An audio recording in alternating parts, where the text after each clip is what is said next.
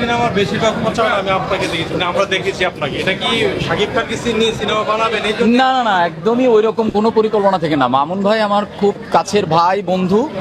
ওই জায়গা থেকে আমার মানে আমি শুধু এইটা না, মামুন ভাইয়ের জন্য না, মানে এমনিও তো আমার যতটুকু কন্ট্রিবিউশন দরকার আমি সেটা তো করি।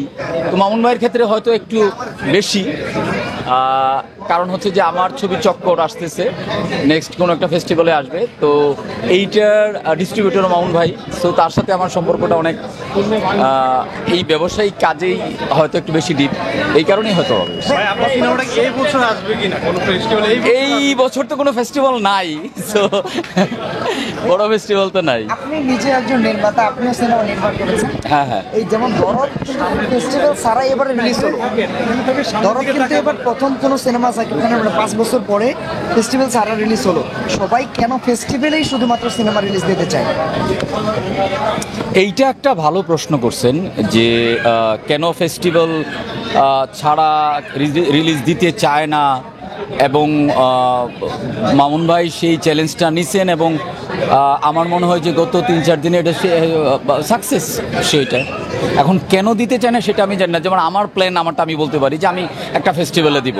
মামুন ভাই যেরকম করছে না, সেই চ্যালেঞ্জটা নিচ্ছে যে না, আমি ফেস্টিভ্যাল ছাড়াই করব। এইটা আসলে এইটা এটা ডেফিনেশনটা আসলে আমার কাছে জানা নাই। এটা মাপকাঠি করাটা একটু ডিফিকাল্ট, তবে দরদে অ্যাক্টিংয়ের জায়গাটা অনেক বেটার ছিল, ইন এ সেন্স যে এটা তো ডুয়েল পার্সোনালিটি ক্যারেক্টার, তো ওই চেঞ্জগুলো আমার কাছে খুব ভালো লাগছে। না, আমি তো সিনেমা দেখে আসছি এখানে, দেখেন এটা তো বিনোদনের জন্য আসছি।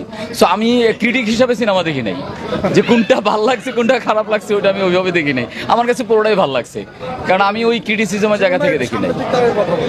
জীবনে যদি হচ্ছে যেহেতু আপনি একজন নির্মাতা, যদি কি আপনি ফিচার ফিল্ম বানান বা কমার্শিয়াল কোনো ফিল্ম মেক করেন, সেক্ষেত্রে আসলে আমি তো মেক করছি অলরেডি, আমার তো ছবি আসতেছে।